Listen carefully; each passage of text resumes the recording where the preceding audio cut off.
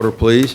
First item on tonight's agenda will be a discussion of outside dining. And Ms. Walker, are you going to lead that discussion?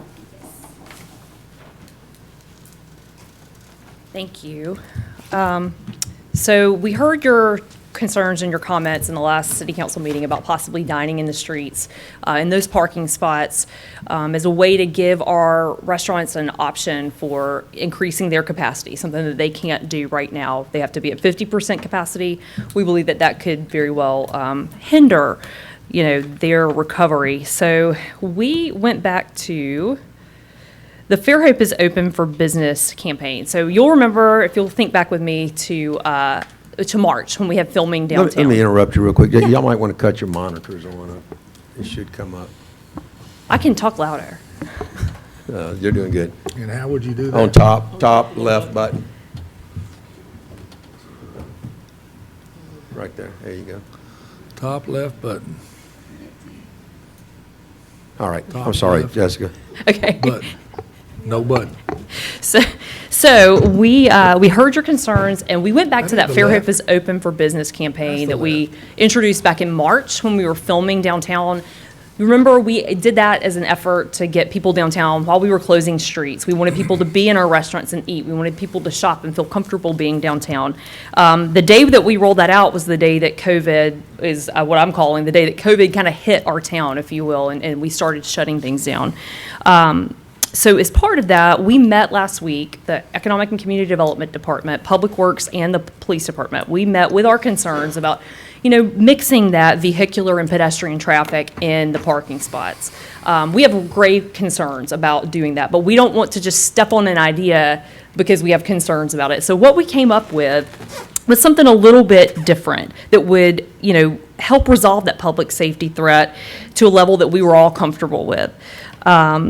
So we think that Fairhope is Open for Business message, it really does resonate now, maybe even better than it did in March for that one day that they were closed. We want to help revive that campaign, and we want to get downtown. We want to get people downtown to infuse life in our city again. So what we came up with, looks like it is off the screen, but what we came up with was this idea to set up dining in public spaces downtown. We will, in some of these public spaces, come through and put in tents. We'll string those with some lights that we have left over that cannot be used for Christmas lights downtown. We get some really festive umbrellas, patio umbrellas, and picnic tables that we could encourage people to come down, get their takeout, go to these spots, stay in town, go into our galleries, go into our shops and spend their money. We came up with a few different places we could do that. The part of the clock property that we do own, or at least that corner, we can put up a great tent. We can string that with lights. It gives you that festive feel that we were hoping to go for. It also encourages people to get down and see that we really are in a good space for having people there. We have in front of the Welcome Center, also in front of the museum, there are a few spots that we can put these really great picnic tables, allow people to come in and be socially distant, but also still be together. We also looked at the parking lot that is adjacent to Jolwyn's that we do own. We could put up a tent in that parking lot and only take away 4 parking spaces for the month of June. If we were to erect a 20 by 40 tent there, string it with lights, which we have the capacity to do, and fill it with those tables that are socially distant, it would give us that option. We know that this is not the best time to be spending a lot of money. We want to be fiscally responsible. The budget that we came up with, or at least the total cost estimate for this, is under $10,000. And all but $1,200 of that is something that can be repurposed in our city. So it's not like we're spending $9,700 and we're not going to see it again. Those picnic tables can be reused in our parks. The patio umbrellas and stands can be reused for farmers market, also for future events. Same thing with the tents. It would behoove us to have those tents in our possession. So that was the budget we came up with, something that was fiscally conservative. And one thing, it looks like I'm missing a slide, but that's okay. That's my fault. One thing we would like for you to consider is we are still looking at the restaurants and the fact that they have to be at 50% capacity, which definitely affects their bottom line.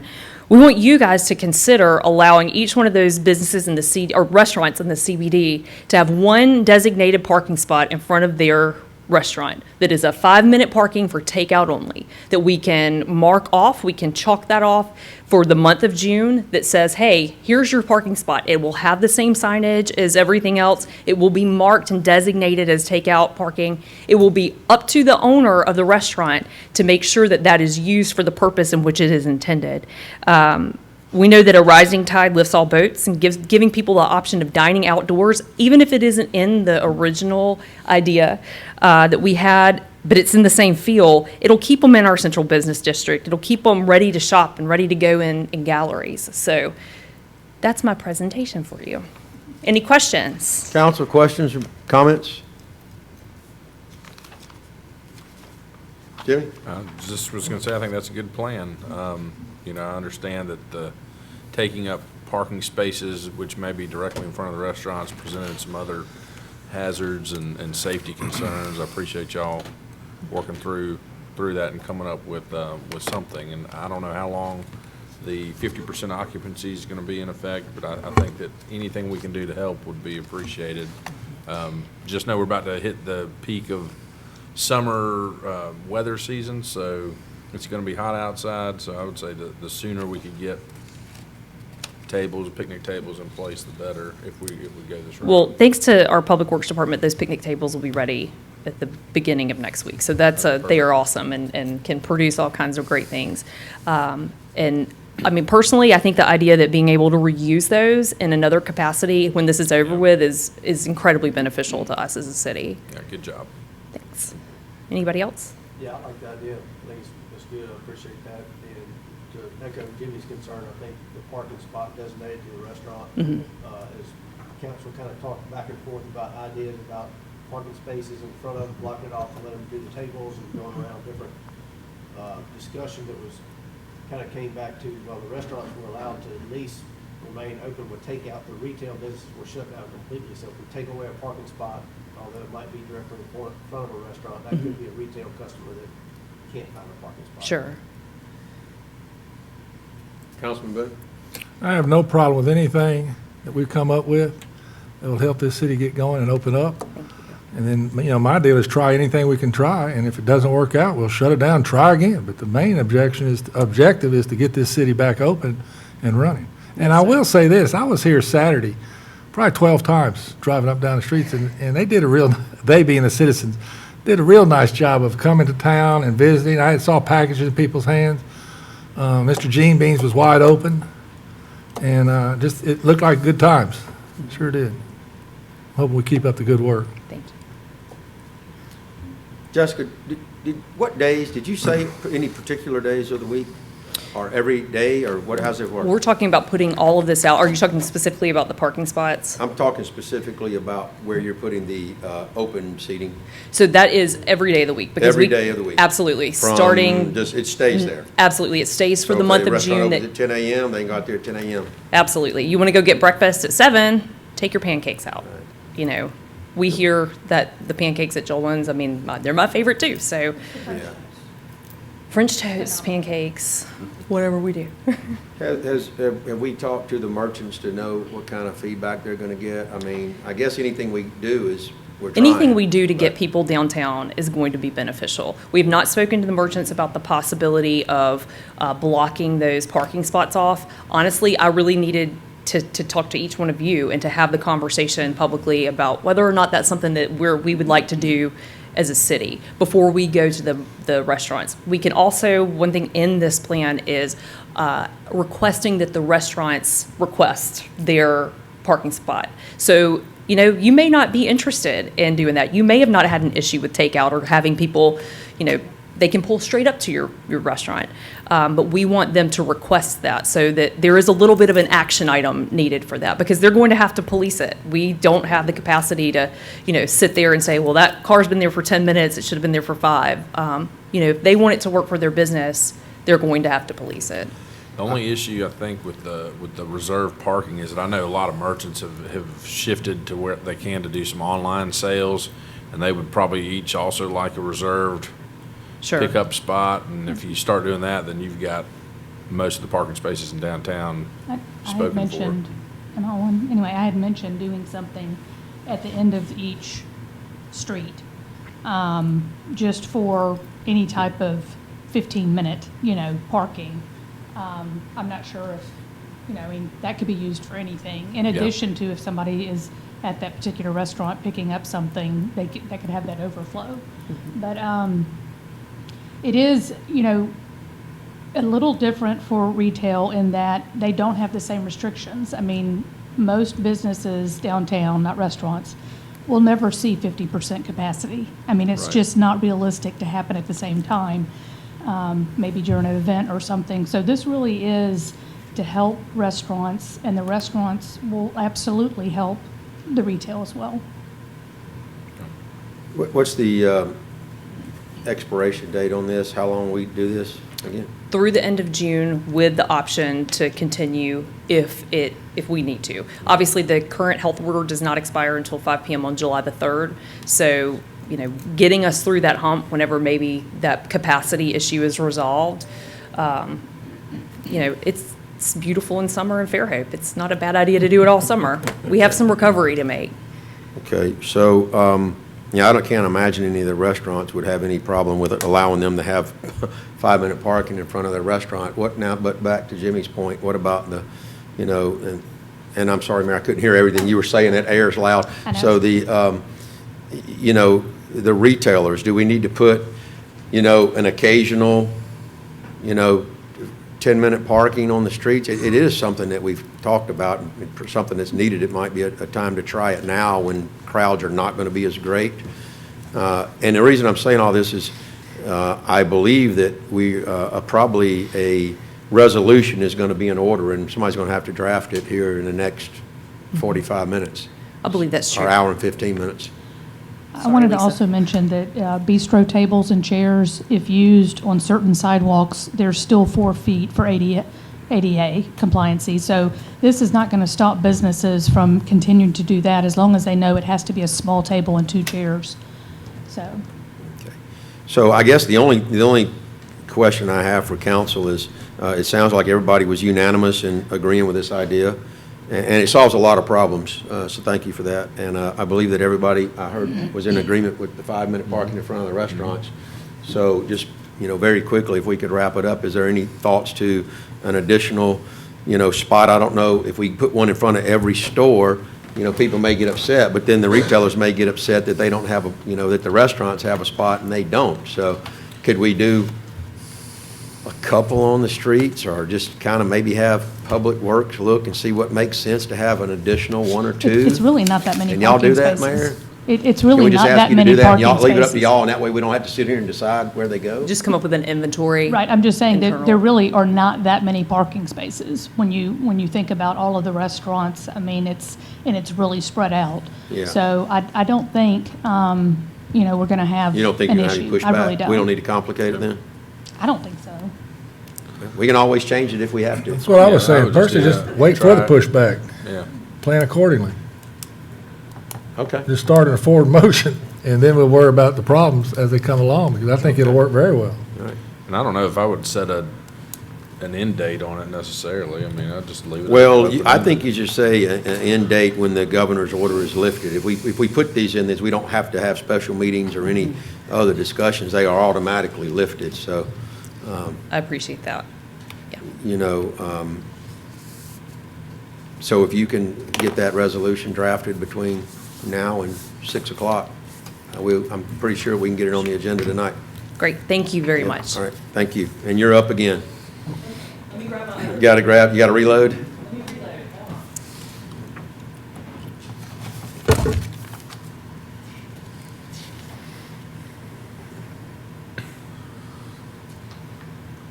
Okay, let's talk 4th of July. So last week, we were instructed, those of us who are responsible parties for grabbing the permits and making sure that everything is ready to go for 4th of July. We were concerned, obviously, with the social distancing requirements. We were instructed to go to the Alabama Department of Public Health General Counsel to kind of give him a hazard analysis, to give him kind of a look, really, of our 4th of July event.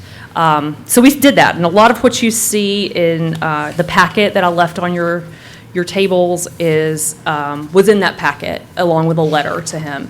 Then on Tuesday, we got another instruction, which is on the very back page of that packet. It is a fireworks display acknowledgement, and you can read there, and I'll read it out loud as well.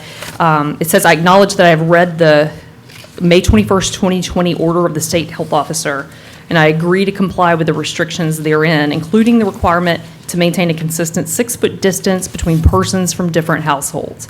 I further agree to communicate the restrictions to persons who attend the event." You guys know we normally get 20 to 30,000 people for this event. I've spoken, obviously, at length with PD and the fire department. We expect that that number will inflate significantly for a Saturday, 4th of July holiday. During a regular year, an estimated 12 to 15,000 people gather at the bottom of the hill, which I've kind of grouped together as North Beach, or South Park, and the Center Fountain area. So to safely social distance, we have to only allow 5,000 people in that space. And again, I didn't come up with that calculation. I'm thankful for PD, who does numbers better than I do. So to safely social distance and to follow the current health order, we can only allow 5,000 people in that bottom of the hill area. As of right now, the Baldwin Pops have canceled their concert. They are still social distancing. They cannot practice. They are not comfortable putting a concert on for 4th of July. We normally have vendors, about 3 to 4 vendors each year. We typically get about 15 portables. We're trying to get an idea from you guys as to what it is we need to do going forward. That number of 5,000 people in that bottom of the hill area, it's going to be incredibly difficult for us to enforce that being just 5,000 people. We've gone through everything that we could possibly go through as far as like breaking it down. We've looked at number counters and to make sure that we could all be connected and count how many people are down there. It's a little concerning to us. I'm the one who's going to have to sign this paper that says I acknowledge this. I spoke with Scott Pilgreen, who's the state fire marshal, this afternoon to ask him what, if we sign this, which is essentially a waiver, if we sign this, what happens if we have an influx of people and we can't enforce that social distancing? Well, they're not going to find me or the city, so that's positive. The issue is if we have an outbreak that is, right there in the city of Fairhope, if there is an outbreak and someone files a civil lawsuit against the city, we could be liable as a city if we can't enforce it. I think Chief is still here. She may be outdoors. But, we've got some concerns. They have approximately 30 to 34 police staff who work this within a normal year. So, that may have to be larger this year. That's a significant portion of our police force. And I think the consideration, too, is the exposure to our workforce. Right, absolutely. So I wanted to kind of give you all that information that we have. The drop dead date for me to apply for that apply for that permit is June the 15th. We know that a lot can happen between now and June 15th, but I wanted you guys to have the information that we have as well, so we can make some pretty educated decisions about how to proceed. Council, comments? And I do understand that this is not popular, so. Well, no, I mean, but a lot of things that we have to do are not You're popular. right. I think it's good to have this information. I'm glad to know we don't have to make a decision until June 15th. Or obviously before then, so you can apply for it, but, It would be June 8th for the Yeah. next council meeting. That's right. I mean, a lot of this stuff has changed daily, and it might change before then, and if it does, we can figure out what to do, but if it doesn't change, then it unfortunately may be that we can't have this. Disney World canceled their fireworks when they reopened, so anything that gathers a large crowd. But I'll take a wait and see, and hopefully we get some good news in the next couple of weeks. I would say my initial thought was trying to see if there was an opportunity to go, up on the bluff and down below and stake out certain reserved areas for, up to families or friend groups of 10, 6 feet apart. I mean, that would be a ton of work, I think, to do that. But that's one option. I think the crowd's gonna be a little bit off, because I think there's a lot of people that just aren't gonna wanna be in the middle of a group of this size. And then the other question would be, I'm assuming the Baldwin Pops are not gonna participate, even if we were to have the fireworks show? No, they're out. canceled completely, yes. And then the actual fireworks themselves, we've already purchased those, correct? It's a great question. We have purchased those, but they are in a secure bunker. And how long will they be good the following Yeah. year? Hey, yes, they'll be great for a year. Okay. So Chris assures me. I mean, I guess I'm kind of in the, maybe take that wait and see approach, see what happens across the state, across the region in the next couple of weeks with COVID cases. I hate to cancel it, but we definitely want to make the right decision. So, One thing I will say is we spoke with the City of Mobile 2 days ago to see how they were proceeding with theirs. And their recommendation to their city council and mayor is that they move theirs to Brookley Field instead of right there on the river, so that people can go in their cars and not really have to get out of that car space. So that's just another thing. I don't know that we have another site that we could do, but just so you know, that is what we did find out from a neighboring city.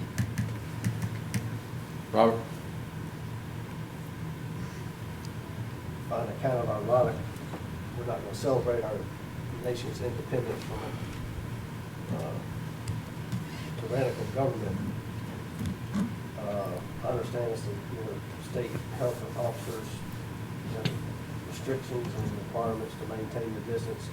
5,000 people, is that all 5,000 people from different families, or is that, what kind of calculation is put into that 5,000? A great question. I think that PD has walked back out. They've given me that calculation. I'm not exactly sure how we manage that, but, It's just how we can't manage it. I mean, it's just a regular number. People going down there. My opinion is, you have the fireworks and ask the people to maintain social distance from non-family members. Okay. And if you don't Got feel it. safe going out, don't go out. I'm sorry. I said, if you don't feel safe going out, then don't go out. Maintain the social distance, give out guidelines, and leave it up to the people. That's my understanding. There's also legislation being drafted to where municipalities and businesses can't be held liable for the That'd be spread of the great. disease. Yeah. So, just to say the city's liable for somebody catching COVID-19 is ridiculous. That's all I have. Kevin? Actually, I kind of agree with Robert. City participation in telling people what they can and can't do when they should know what they ought to do. It's getting a little old here, and, we're opening up the streets, we're opening up the stores, and, I just feel if you don't want to go, don't go. If you feel unsafe, the same as the restaurants or any other place, any store. If you just feel unsafe, you need to stay at home or do that type of thing. But it's a little different from the arts and crafts because it's a one-day celebration, and I feel that also by now to where it was in March, it's it's a little more well-known as far as what the shoulds and should not do. So I really don't think we should enforce legislation or resolutions to tell people they can or can't go down the bay and enjoy the festivities. That's my opinion today. Could change, right? In 2 weeks, we'll see. The thing that we do have to consider is that we are putting a large number of our police force out in there. So we're telling them that they have to go out into these crowds. So everybody else can make a decision for themselves, but we're putting a significant portion of our force out there. So, That's really the biggest consideration. yeah, so, I mean, that is just something to keep in. The crowd can't be managed. I mean, there's just no way with the police force we have to manage who comes. My thoughts are is that we move forward with the planning. I think it's a lot harder to try to plan something 2 weeks down the road than to start planning now. And then if you have to put the brakes on it, you cancel it 2 or 3 weeks down the road if something, we don't feel comfortable with it. But I would ask you to, my vote would be to ask you to submit the application. It doesn't hurt anything to submit it and get everything approved. And then if in the next council meeting, or even the second council meeting in June. We canceled arts and crafts right up before, and it didn't have a, massive, it didn't cause chaos in the city to stop it, but it would be chaos to try to get the wheels in motion late. So I would say And also looking at the state's order, if you're saying that's due to be lifted on July the 3rd, this would be on the 4th, wouldn't be in any violation of any of the state orders. So I would work towards it, reserving the right to cancel it. That would be my advice. Are we comfortable with the vendors, engaging vendors to be on site for this, or would we prefer that we not engage the vendors this year? I mean, And these are food vendors typically, so, We can't be responsible for. Yeah, I mean, that's just takeout food like any other thing. I mean, they're serving food and they're taking it out. I mean, it's an outdoor venue as well. I mean, that's my thought anyway. So, I mean, do we need to take any action on this? I mean, it currently, I believe it's planned, right? So Yes, it is if we were planned. to take action, it would be to take inaction, right? Or to say, it would. I don't know that we have to take action to sign the fireworks display acknowledgement. Yeah. is anybody else now, I mean, y'all spoke and were almost saying that, maybe hold off, but I was. I think you make a good point. Move forward and reserve the right to you stop could- it 2 weeks down the road. you 3 could weeks cancel forward. it, you could probably cancel it all the way up to a couple days before, if there were an outbreak, if there Oh, it was an happens issue. due to rain. I mean, Right, shows, so- we I cancel do the day think- of due to rain sometimes. And just monitor the situation. I do think that we set a date on a decision, yay or nay, because we're going to need that approval, and as long as it's on the schedule. Well, I was That saying, would get be the a- approval. The state doesn't Go care ahead if we and cancel submit it. a permit. But you would have to application. cancel it too, if we get up to that date. So we could just say we're planning it, and then you have a date scheduled for the yay or nay. Or actually the nay. Yeah. I'm not sure where that, I think you just go ahead and move forward with the plan, and if it becomes apparent that it's not a good idea, you can pull the Yeah. plug at any time. yeah, I don't want to, Before the event. because if we're deciding to go forward with it, there is some circumstance at which the last minute we would want to cancel, rather than put a date on it. And the opposite's not necessarily true. Yeah, once June 15th is here, that is drop dead date, so, Yeah.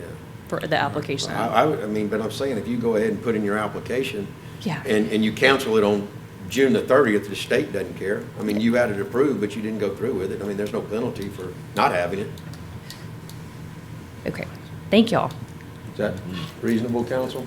Yep. Okay, thank you. Okay. Thank you. All right, thank you.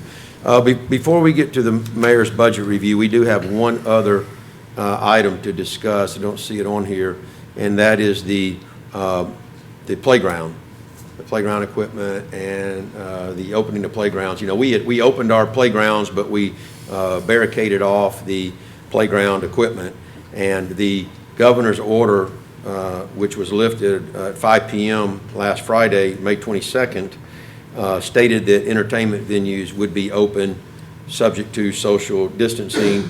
And in that definition of entertainment venue, it clearly states that a public park is an entertainment venue. And then it gives some guidelines for entertainment venues and tourist attractions, but conveniently leaves out any discussion of public parks. So I asked Lisa to reach out to the League of Municipalities today, because the comment, I believe, is, it says, on sanitation, an entertainment venue shall take reasonable steps where practical to regularly disinfect frequently used items and surfaces. And so what does reasonable steps mean? Does that mean somebody's got to be stationed there? Do they have to wipe it down after every use?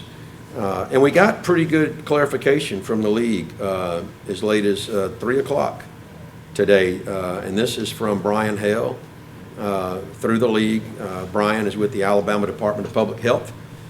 And he writes to Lori, who's lead counsel at the League of Municipalities, says a good bit of latitude is being allowed there.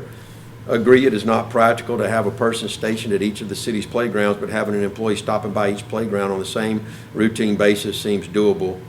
And then they give some CDC information that addresses the topic. But coincidentally, the CDC's guidelines are to recommend, staying away from those places. But that's just a recommendation. So, council, thoughts on reopening the playground equipment based on that information? Yeah, I think you reopen them. Kind of with the same caveat that, because it is a big outdoor public space, we can't, possibly disinfect it after use, and so you have to use some common sense in deciding to go out there, and if you do, then these are the risks you're taking. I think the clarification from the league was very helpful, and just like most other things, we've been compliant with what the state has authorized and what they've changed in their orders, and I don't see why this should be any different. Jimmy? Yep, I would agree. Bob? Agree. Kevin? Agree? Okay. Lisa or Marcus, can I ask you to prepare a quick resolution for later tonight to be voted on to reopen or to open up the playground equipment to use? Now, Mayor, is that going to, in your opinion, there's going to be some work, and Richard, you're here too, there's going to be some work. I think there's got to be some routine of kind of cleaning. Is that an undue burden?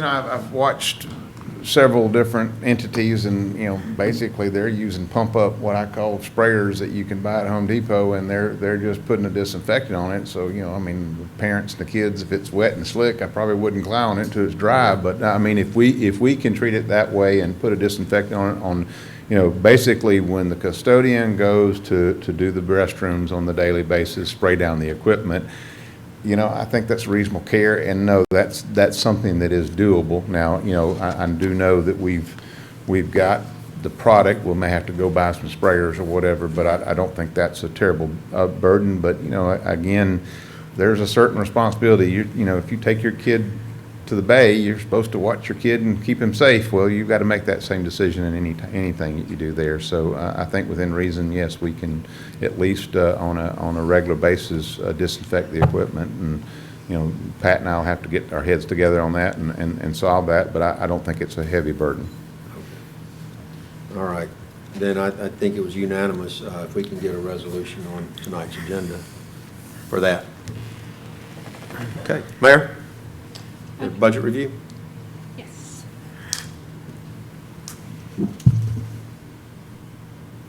He's going to pull it up. Joe? Yep. So this budget review is broken down into the City of Fairhope and Fairhope Utilities. The review is from the beginning of the fiscal year to the end of April 30th, which is 7 months into the fiscal year, or 58.3%. And I give the percentage because that's kind of how we look at each department. And I'm sorry it's so small, but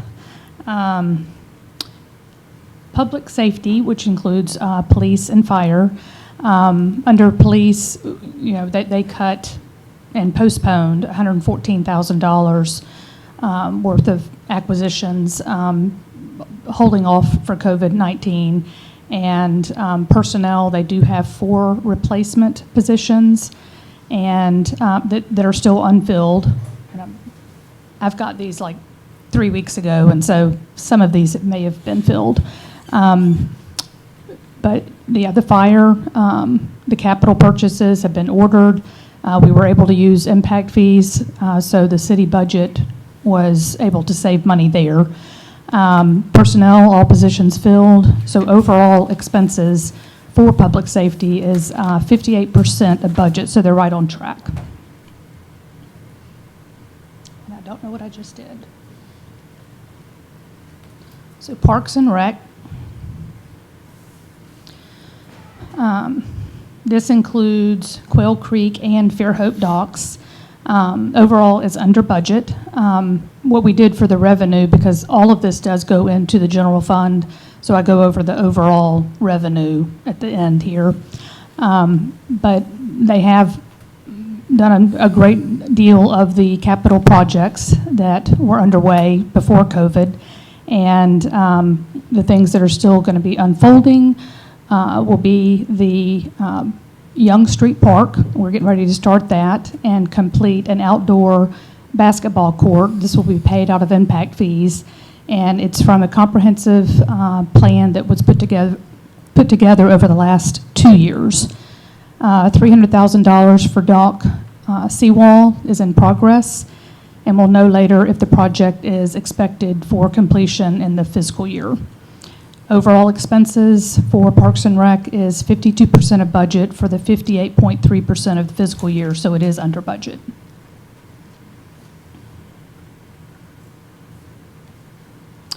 Public Works overall is under budget for their expenses.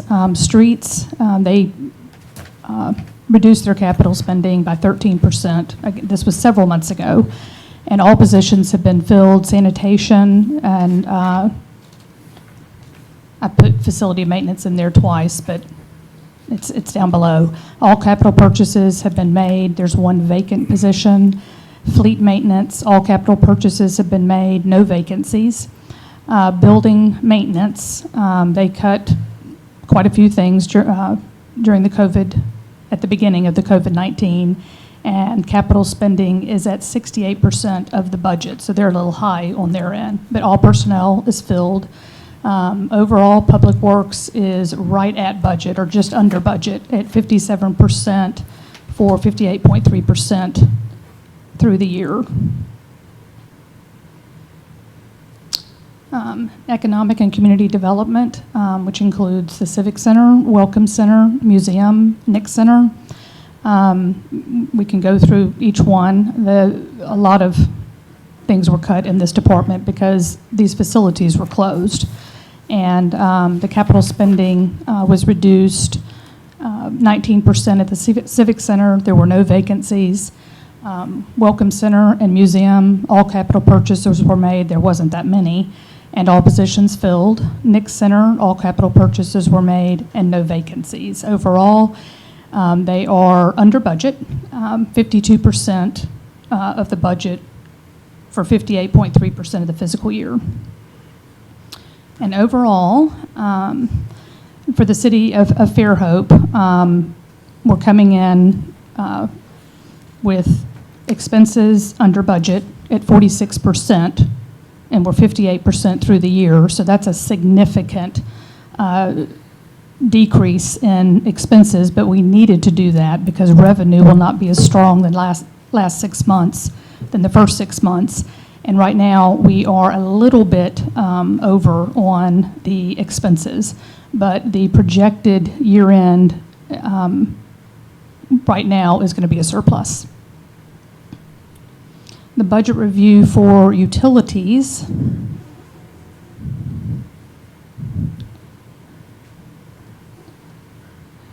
For gas, the expenses are under and revenue is over, always a good thing. They were at 23% of budget for the capital purchases, no vacancies, and all positions filled. I don't know, Nick Center was supposed to be deleted from that. That was another slide. But overall, the expenses are 46% of budget, which is significant, significantly under budget. And revenue is a little bit higher than the budget through the year, but because the expenses are so low, we're going to still sit very well in the gas department. Electric expenses, both expenses and revenue are under, again, with the revenue being a little bit under. You'll see 52% of the 58% of the fiscal year, but the expenses are significantly lower. So even though revenue is under what we projected, we're going to be more than fine for the projected year end.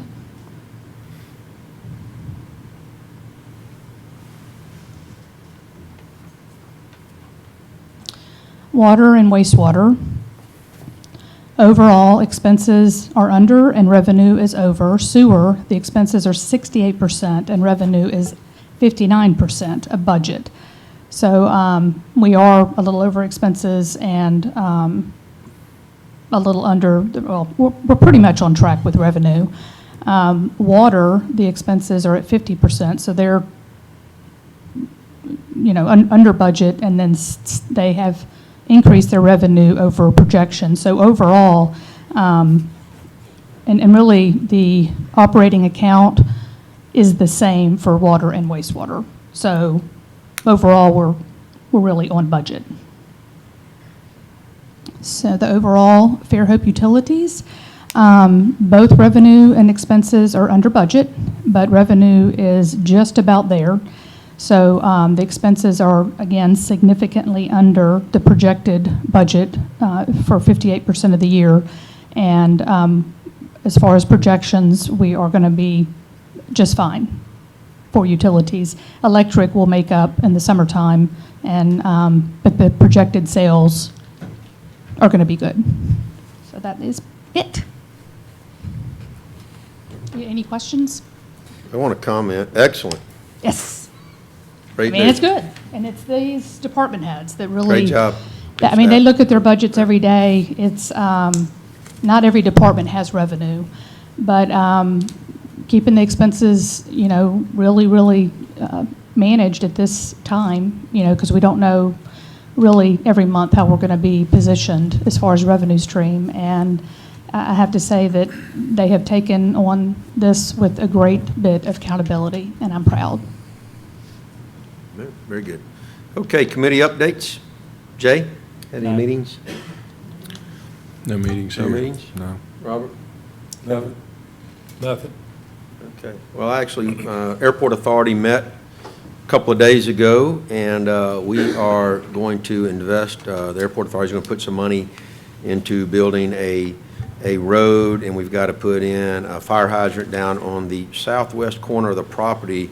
There was a little area of land, a little strip of land that's been designated to which added is going to be some hangars for additional aircraft. There's a group of people that's going to be entering into a land lease with the Airport Authority, and hopefully the Airport Authority will also invest in some additional hangars, because there is a great need and a long list of people that want to put their planes in shelter. So still trying to get the east side kicked off. We do have one person that's interested in building a private hangar on the east side, and there's still some debate going on about that, so nothing in concrete yet. So I think that's the only committee meeting or board meeting that I've had. Department heads? Hunter? Jeff?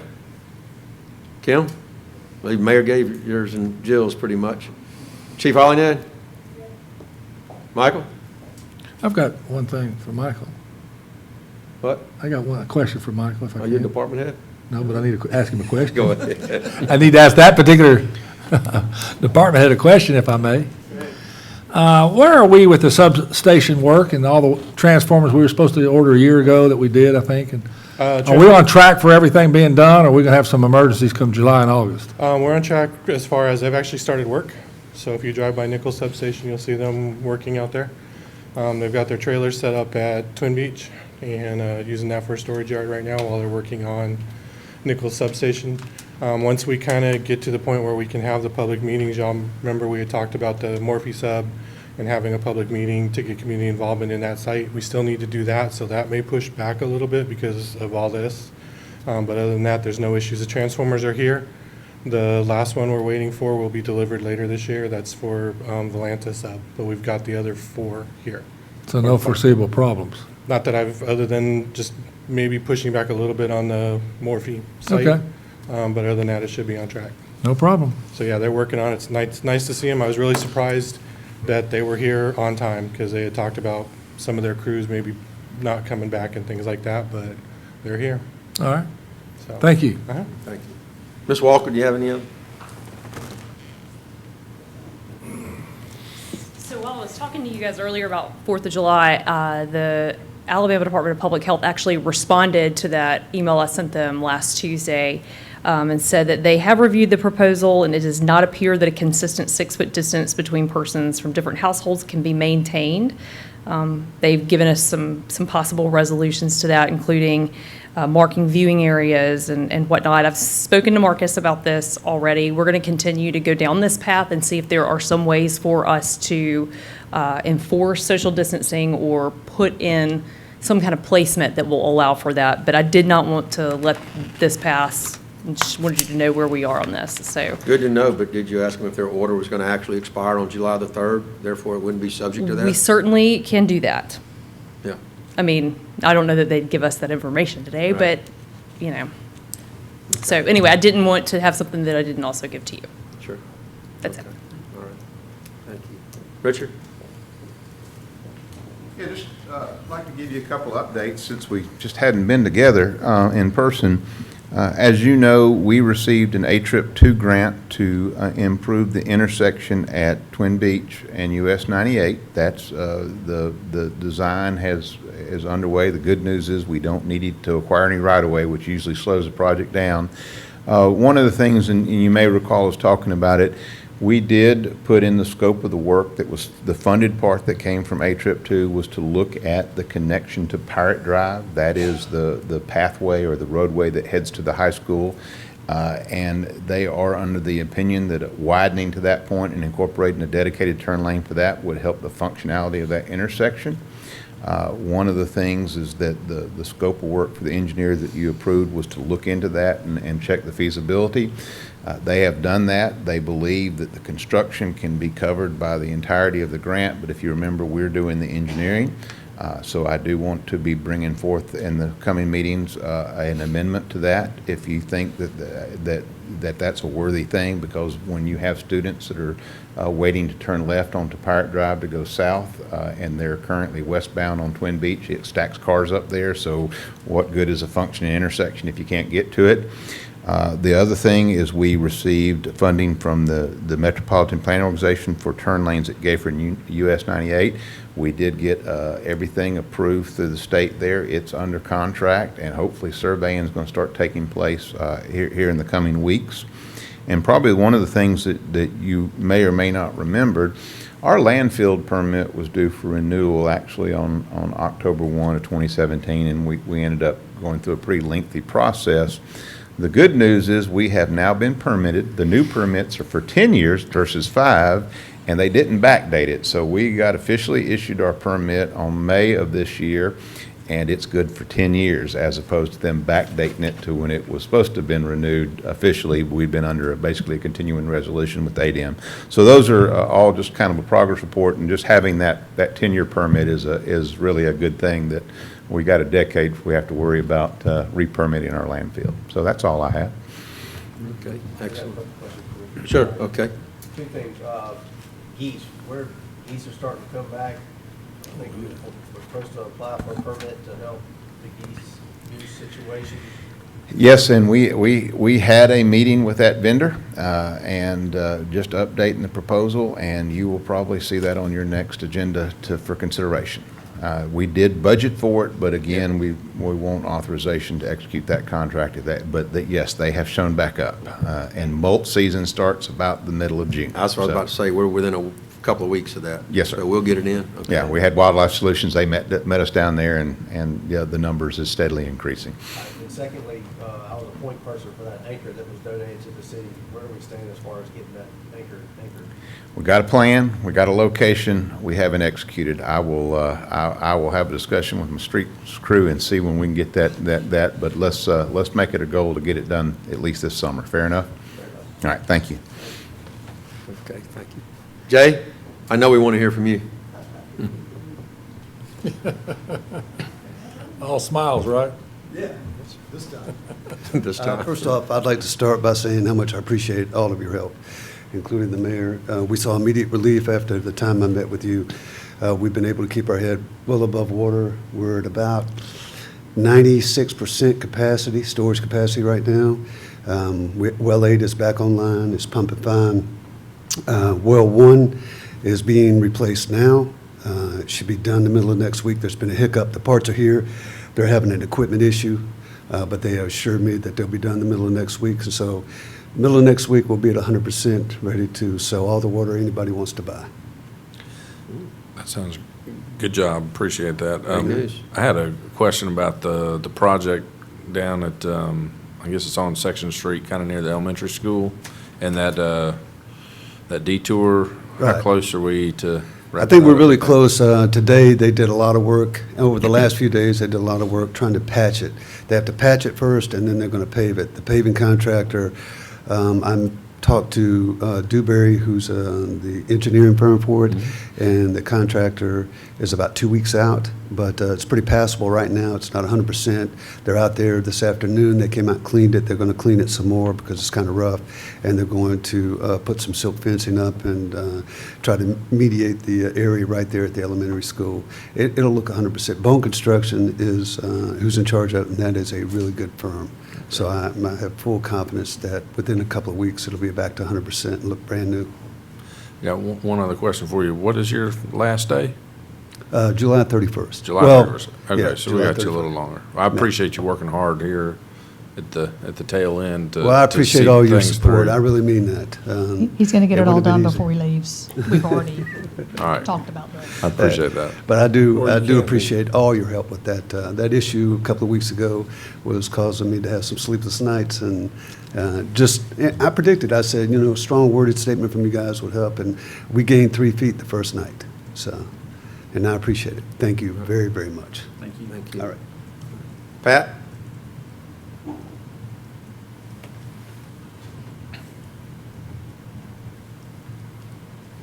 Just a couple of updates. First of all, we're having graduation ceremony, thank goodness, Tuesday night, June the 2nd. So we're rapidly preparing the football stadium for that. We're doing some beautification to it. Also, we found out that the ceremony will be broadcast live on Pirate Nation Live, and we are very thankful for that because each family is only getting 4 tickets per family to get into the ceremony. So there will be some family members that can watch it live on the website on Pirate Nation Live. So I'm personally very grateful. We're having a graduation ceremony as my son will be graduating, and I know Councilman Brown's daughter will be graduating that night. So I think it's great. We're going to be able to celebrate our kids. So very thankful for that. Also, we took advantage of the downtime with the tennis center. We were able to expand the parking lot out there. We did not do an asphalt expansion, but we did a gravel parking lot that we nicely landscaped and edged, and it turned out great. We also took advantage of the time and redid the landscape of the entire tennis center. It looks fantastic. All the members are pleased with it, so we're doing what we can. Thank you for your time. Thank you. Thank you. Jill?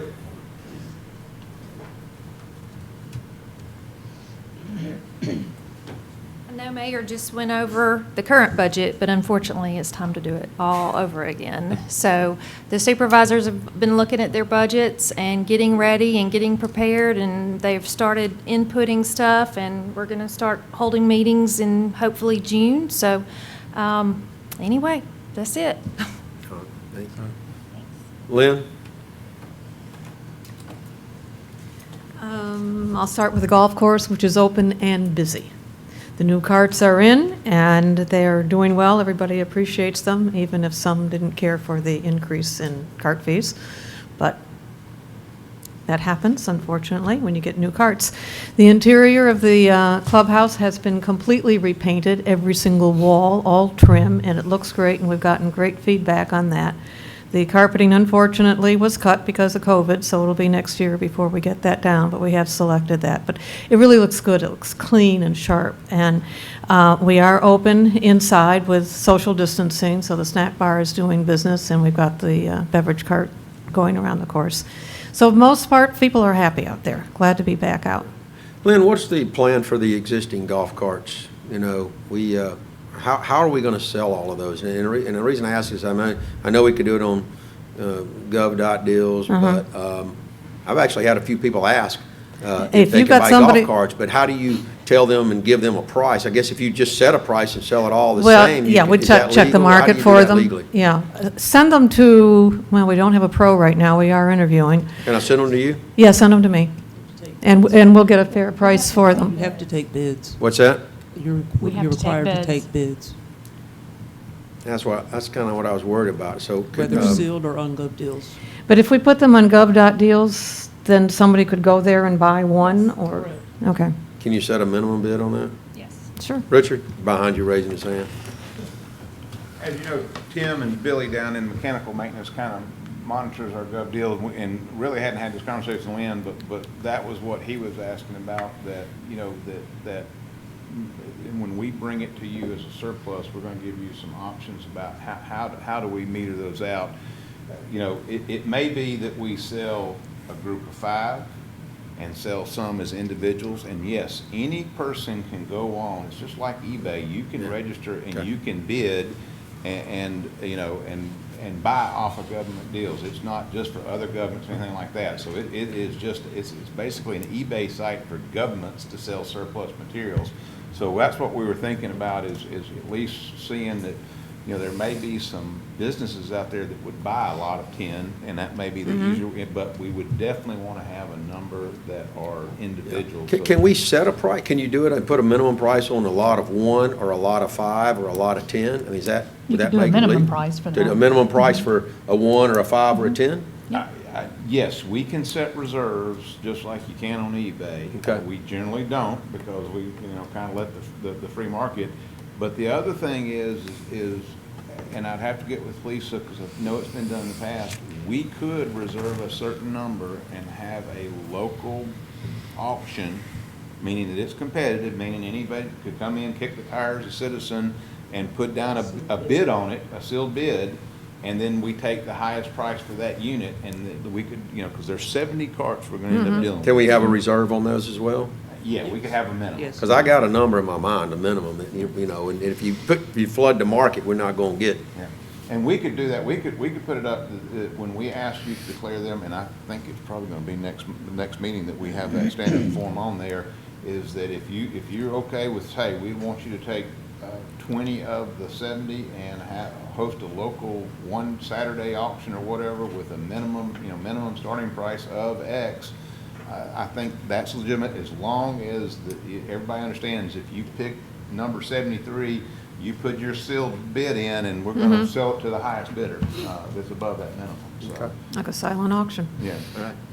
And I'd be glad to ask, you know, if you want to ask Lisa and Marcus, can we just say, all right, here's the price of these, and if you want it, buy it? I don't know if that's allowed or Yeah, I not. don't know if it but, is. But if you make it a minimum bid, But we've had that discussion, Yeah. so we were going to bring you some options that, hey, you're surplus in these, how do you want to sell them? Because I think there are a number of citizens that would yeah. take advantage I of it. think there are. Yep, yep. And I know we've had the conversation before, but I will say, and this is why we lease, Okay. so we don't get stuck with this situation. So we're looking good out there. I'm very happy with what's going on. It seems like forever since we've all been together, so I'll bring you up to date real quickly on the marina. The bulkhead work is done. The new enlarged hangout is up and looks great. The kitchen equipment that we were going to get has been delayed because of COVID, so that's put off. But they're gathering down there as they can, as they are allowed. We've had meetings down there because it's a great place to meet and we can maintain our social distance. But it looks good. The haul-out cell was removed, and it is now a new slip with a boat in it. So that's looking good. The electrical work is being done, and having to deal in a FEMA floodplain is a pain, but we're working our way through that. It's taking a little bit longer than we wanted it to, but we've got regulations. And there may be some additional costs because of that, but because of our fuel sales, I don't see that that's going to be an issue to cover a few $1,000s, and I don't mean $2,000 to $3,000 extra to complete it. Fuel sales have been phenomenal. Over the weekend, we sold 5,200 gallons of fuel. And we are now, for gas, we are now getting deliveries weekly. We're selling that much, so it looks good. I want to piggyback on what Lynn said. First of all, the marina is absolutely booming, people. Yeah. I mean, it Yeah, it is. is. If you haven't been down there, take a trip down there and look at it. But it is bustling down there, and the fuel sales are off the chart, and we have the cheapest fuel around. Yes, we do. So the thing that I'm going to maybe come to council and ask is that we had the thought to sell, we're selling bagged ice there, but you can only sell bagged ice during hours of operation. We looked at partnering with someone and getting a new ice machine so that we could sell ice 24/7. If you fish, you show up at 4 in the morning, or you come in late in the evening, you reload for the next morning that you're leaving at 4 in the morning. Most fishermen here, if they're going out in the Gulf to snapper fish, they have to get on the water at 4 or 5 in the morning. So, and fishermen that are going offshore buy a lot of bulk ice. So Lynn had located an ice machine, a used ice machine, one that takes credit card payments and sells bulk ice, and it's real clear ice. And I don't want to misquote the price, so I'll hold off on that. But I may come to you. I didn't think it looked all that great during the COVID-19 and all the tightening of the spending that the mayor just went through. But I really think when you're looking at what's going on down there and you're looking at the fuel sales and how bustling it is, I think it's an excellent time to invest in that, because it'd be a huge return on our investment to get this commercial ice machine down there. And there's not another one down there. We would get it from our marina, probably from Fly Creek Marina and the Yacht Club. I think people would stop and buy ice in bulk. So. We definitely And, planned on doing that. pardon? I said we're definitely talking about doing that, but Yeah, we it's, could do it this it's a summer. case where we would have it installed down by the fuel dock, so it's real easy to get to. Right now, the ice machine that we have is up at the old cement block building, and you have to trek back in. And no, it's not far, but you're fueling up and you want to get out in the water. It's inconvenient, and it's 10 pounds. And we're having to buy that ice to sell Yes, it. and we have to We buy have the it. ice machine. Of course, we do have the expense of the ice machine, but I think that it would pay for itself extremely quickly. And then you would, of course, have maintenance on the ice maker, but it would be probably small compared to the, potentially selling, 800 or 1,000 pounds of ice a day there, or more. And thanks to Lance and his crew, all of the electrical wiring and internet and everything else that we need is already there for the day when we do it. So we're set to go. Would you guys have a problem if I, brought that idea to you at the next meeting? Lynn, could you just maybe email, put it in our boxes, or send us the information on that? Sure. We No do problem. have a local ice company here in Fairhope, and they have the ice machine on the corner of 32 and 225. It's just like in a little field Yeah. with a drive-through, and you still get the money because we have but they can do everything. They can fill it and everything. But We'd have no responsibility to it. the machine that we found is so much cheaper than those. No, we wouldn't have to pay anything up front. We just get a percentage of the ice. Well, that's pretty much what we're doing now. Okay. We're buying 10-pound bags at $1.75 and selling them for $2. Or $1.25 we're buying, I think the and way this we're making works is 75 You cents. I only get 100% pay of the for what revenue. you sell, so you're not having to buy up front. I mean, I think it's worth looking into at least. Okay. Okay, Okay. that's it. I've got something for them. Getting gas down there and talking with the employees down there about the covered pavilion. I think council might have budgeted a little shade, where they sit down there and pump gas. And I think there've been tents that have been destroyed, they get tied up in the storm comes, so they can't take them down in time. And just where are we on that? Do you know? That was cut with the COVID budget cuts, so it's not going to happen this year. I think it's being rolled over, is it not, Mayor, into next year's budget?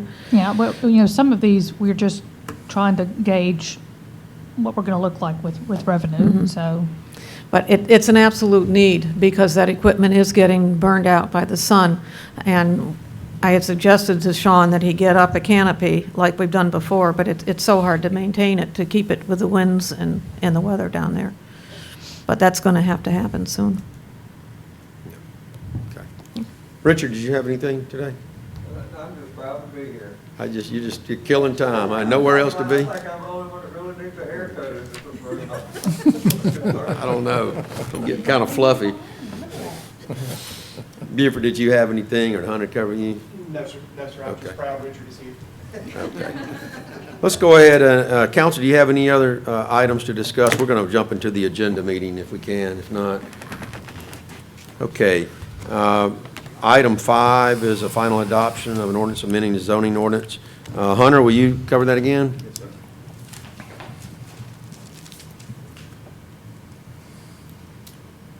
Okay, item 6, the chairman of the airport authority, he asked if he needed to be here, and I told him that I didn't think so, that I thought it'd be, pretty obvious that we'd accept a grant for the airport of $69,000 to the CARES Act.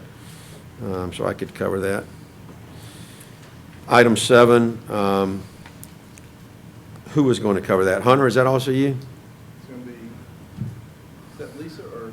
Well, that one or Beaver? It's a minor Scrivener's error correction that Lisa put together for us. Oh, that's right, that's right. Yes, sir, it's a routine Scrivener's error. Do you want to cover that, Lisa, just real quick? When you want to talk about that right now, and then we don't have to talk about it in the meeting? Well, it should have It been was- changed from the Phase 4 to Phase 2, that is all we're doing. Simply 2 We've replaces accepted 4. the streets that it should have been in Phase 2. Okay, gotcha. All the paperwork was signed for Phase 2. Right, okay. Easy enough. Item 8, hereby accept public maintenance subjected. Okay, that's pretty routine. Yes, sir, routine acceptance. Okay. Buford, if you would answer any questions if Yes, they if there's any- needed, if we needed any answered, okay. Routine acceptance, right of ways and field. Okay. The open edge payments, Kim?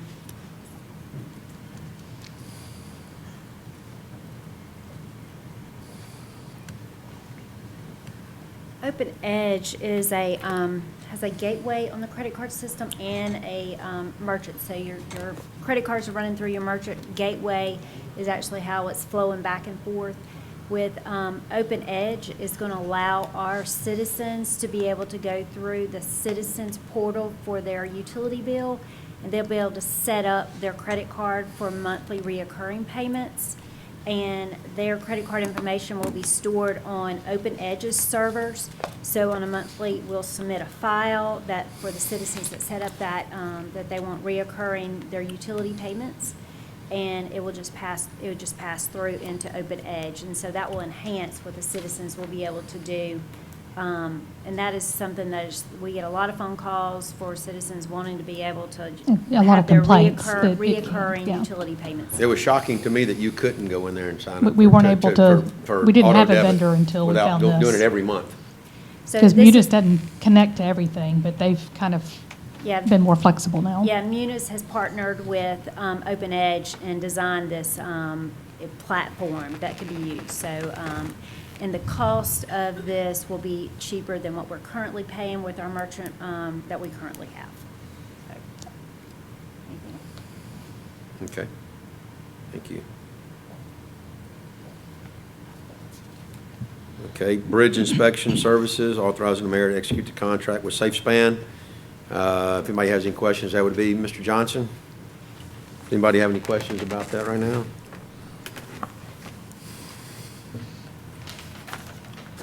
Okay, number 11, debris removal monitoring services for 1 year. This is kind of that, and this would also be for Richard Johnson if we have any questions.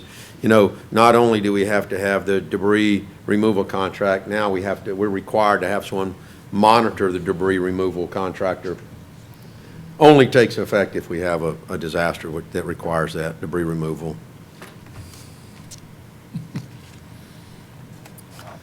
Number 12 is not really insignificant. It's only $5.2 million. Who would be on hand to speak to that? Would that be you, Richard?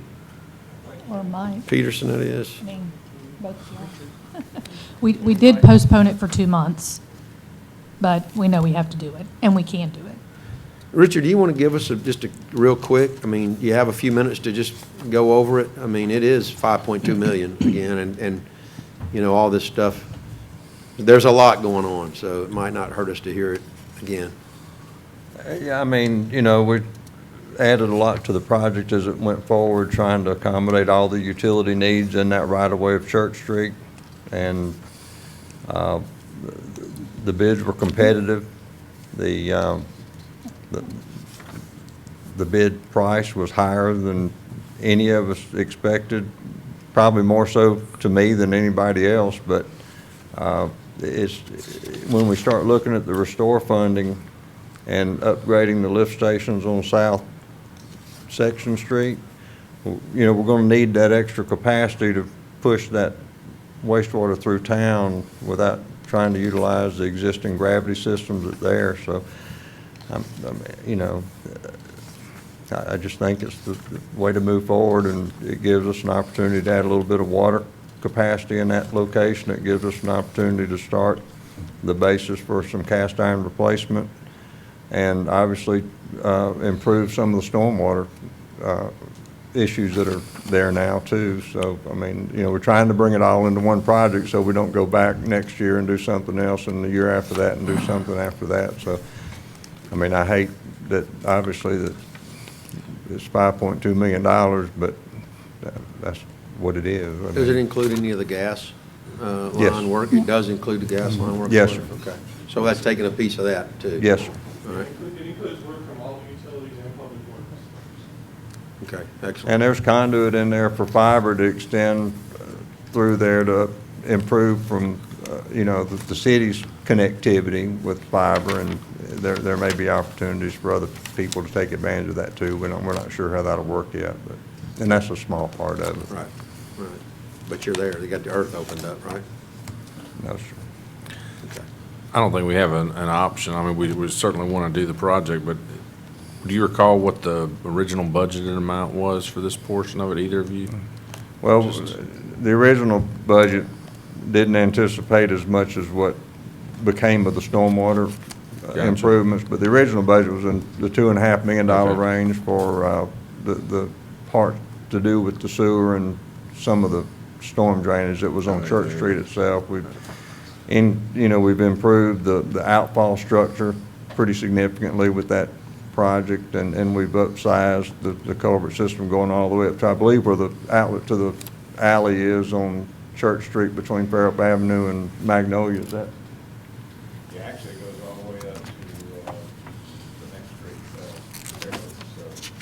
The Fairhope Avenue. So, and just, you know, part of what was undersized, and in pretty bad shape as well. So, you know, we feel like we're getting a lot of work that wasn't anticipated on the front end accomplished. And, you know, and some of that was discovered during the design of the project itself, in terms of trying to identify where and what the condition was of the existing systems that were out there. All right. Any other questions for Richard or Mike? And I mean, I don't know if we've got time or not, but we did have a pretty good meeting with the people doing the water model, Jacobs.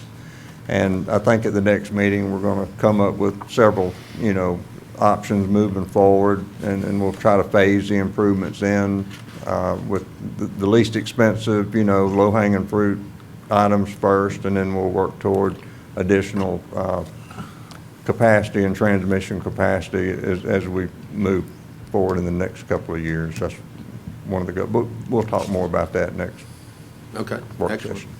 All right, great. Thank you. Do we know approximately of this total budget what is specific to sewer? I mean, offhand? You know, I had broken that down into each utility, and what we did is we took the cost of the utility infrastructure improvement, whether it be stormwater, gas, water, wastewater, and prorated that percentage to the street improvement cost. And you know, I can't remember, I think the sewer was around 2.246113. Okay, and that's what I thought. It was just, it wasn't in here, and I'm like, I Thank think you. it was I just half. remembered that off the top of I my remember head. it was about And half. 23 cents. And I think Kim has- timing-wise, Kim has those numbers. It's on your second page. It's on Oh, the, it's in the okay, book, good. yeah. but I do want to say this would be good timing with the ADEM situation, so. But anyway, I thought that was the fairest way to prorate the value of the Yeah. street improvement. I think that's a great question. It was something I was wondering, and it is it's in your packet here. Yeah. Thank you, Kim. Yeah, I mean, you were talking originally, the question was, what was the original? And if you just take the gas, and I don't know if you omitted it, but like the gas portion wasn't part of the original estimate, I Right. don't think. And that's 934,000 right there. So when you see that additional work that's being done, that helps you justify it a little bit more easily. It wasn't that the sewer was 2.5 million, and then it went to 4, and the additional is, another 1.1. It's, the sewer is still 2.25, and the water 8, well, so call it 0.9, so we're about 3.1. So a little bit more palatable, a little bit easier pill to swallow when you see that. I think it could save us some money in the long run, because we're gonna have Church Street opened up and do all this work, and we're Right. Yeah. in there repairing it a year from now. Yeah, and that's what Mr. Peterson preached from the very beginning of this. And tearing up the asphalt and doing things like that, so I think it's, while we have that street torn up, let's just get everything done at once. Yep. Yeah, that's right. So I need to stay for the rest of the meeting. Does anybody, I think we probably can get through it. And have early lunch and Okay. All right, item 13 on the migration of the cellular services. Is that going to be Kim or Jeff? Jeff, you want to address us on that real quick? So this is the city vote to approve the migration of cellular services from Verizon to FirstNet Enhanced through AT&T. That's correct, yeah. So we just had a lot of issues with our current provider. We know, if you recall, we met a couple months ago with FirstNet, and they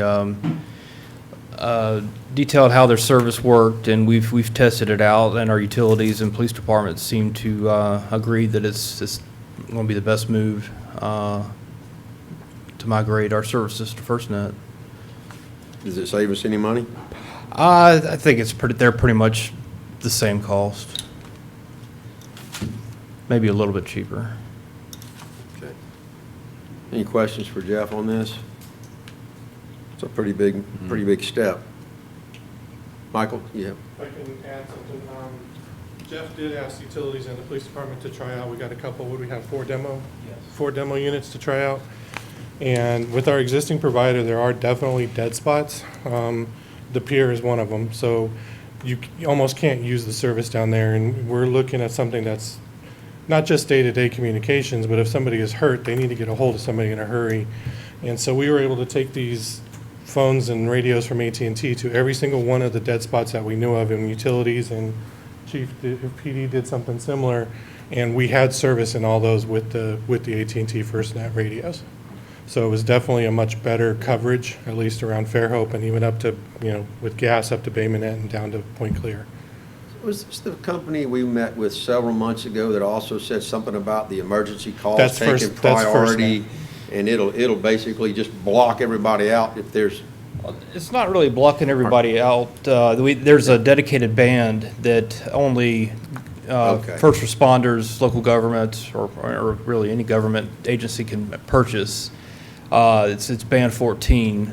So any radio, cell phone device, mobile internet, modem for vehicles have this ability to use band 14, whereas the public bands may get congested, whereas this band 14 will be available for first responders for us to be able to communicate if there were to be a situation where there's a lot of people utilizing. right. And this actually did happen. If I recall, for the lighting of the trees, there were so many people downtown, the electric department could not communicate with each other to coordinate the lighting of the trees. And that'd be just, it's a So simple. it does put a priority on that. It's a simple example, but First responders and stuff. with this service, they would have, would be able to communicate off that band that's not congested by the public. I got you. Okay, I knew there was some benefit. Right. Is that unique to this system? Yes. Okay. Absolutely That's what is. I recall. Right. All right. Okay. Thank you, Jeff. Okay, item 14, Richard, would that be you speaking about the trees? Would that be you? Yes, sir. Are we pulling up all the trees that are in the right-of-ways now, the little pin oaks, or what?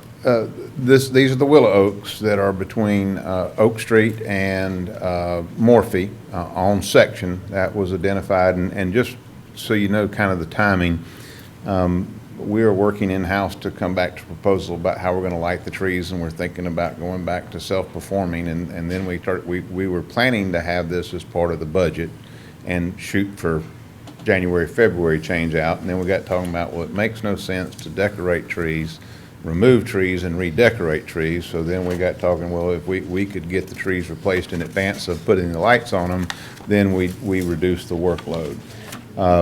And probably Mr. Boone is the only one that maybe was here when the trees were last changed out, but I've had a long conversation with Paul and Arthur. I mean, there is no doubt that I want to be completely accurate in the description, is those willow oaks, some of them have become quite large, and that's the issue, is that they're a beautiful tree, but they really need a lot more space. A willow oak will get about 85 foot tall as a full adult, and especially if you look at the ones in front of the Welcome Center, they're already approaching 12 to 14 inches in diameter at breast height, and they're pushing up curb, and if we let them get too much larger, the removal is going to be very, very difficult to put another tree back into place.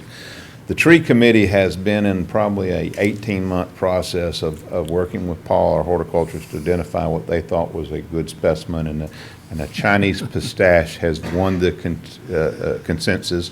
There are several communities that have planted them. I have visited them in person. They're really a nice street tree, and they'll get at maturity about 35, 40 foot, which is a little bit better in scale of what we need downtown, and it won't be like the willow oaks. That won't happen instantaneously or very quickly. That's a full adult tree. And I put you some information in there. So I do want to make sure you understand is that in part of this process, and I wasn't here for the last time, we take out a large tree and a significantly smaller tree goes in its place, but it will become a large tree one day, but it does take time. So, I mean, and I know we're sensitive about trees, but we do have a problem that those willow oaks on section are really reaching their maximum size. We just can't let them go much further because we're not going to be able to maintain the infrastructure and be able to change them out when we need to. Okay, all right. We're going to have to run through some of these real quick. Yeah, thank you. Thank you, Richard. 15, who's going to speak to the, is that you again, Jeff? Just very briefly if you can. Yeah, it's just some much needed maintenance for the network wiring at the PD. Currently, I mean, it's been a mess for about 10 years since I've been here. The cabling is just old.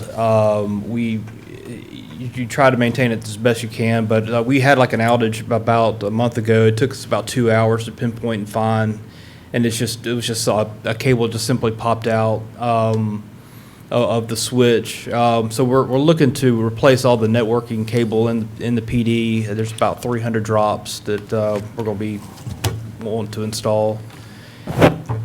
You know, the memo from Dee Dee says, and it's spelled out $54,520, but in parentheses it's $59,520. There's just some unknowns. If they need to remove some cable to be able to run cable, they may have to charge us a little bit more, but we'll try to take care of that as much as possible to not incur that charge. Well, I don't think that they're trying to say they might need a little extra. This is literally, it spells it out and then puts it in. Is anybody looking at that? Yeah.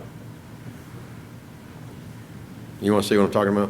I know what you're talking about. Yeah, it's the parentheses is the cleanup of existing cable.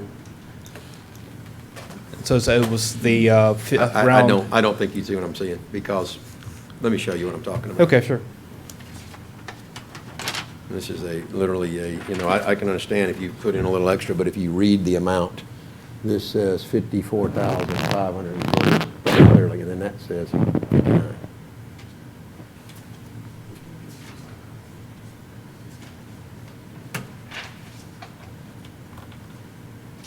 So this is 54,000 for the project demo of the existing cable. We needed average cut over $5,000, but we don't try to do it ourselves. Okay. Yeah, really.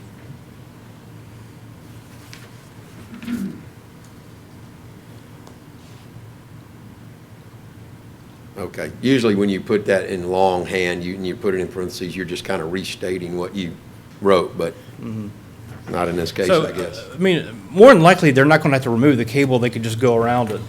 But if the old cable does get in the way, we'll have to, they'll have to remove it, and hopefully we could, we plan to just be, side by side with them. If cable needs to be removed, we'll just cut it and remove it ourselves. It's not that difficult. Okay, all right. All right. All right, Jeff, thank you. Item 16, that doesn't need any explanation. Item 17, Hunter and Buford, you'll be here for item 17. Item 18, I'm going to ask to be added. I'm hoping that we have a resolution on the outside dining. Item 19, I'm going to ask to be added. This came from the work session on the playground resolution. Item 20, Pat mentioned high school graduation. Since the date was changed, we just wanted to cover all the bases and put a resolution, I think was handed out to everybody, to allow for the high school graduation. And then item 21 is I believe Councilman Boone's going to ask for a negotiation for a lease with the University of South Alabama. And we'll go over that just prior to the meeting or before we amend the agenda. But we got about 2 minutes, so let's adjourn and reconvene in just a few minutes, okay? Thank you.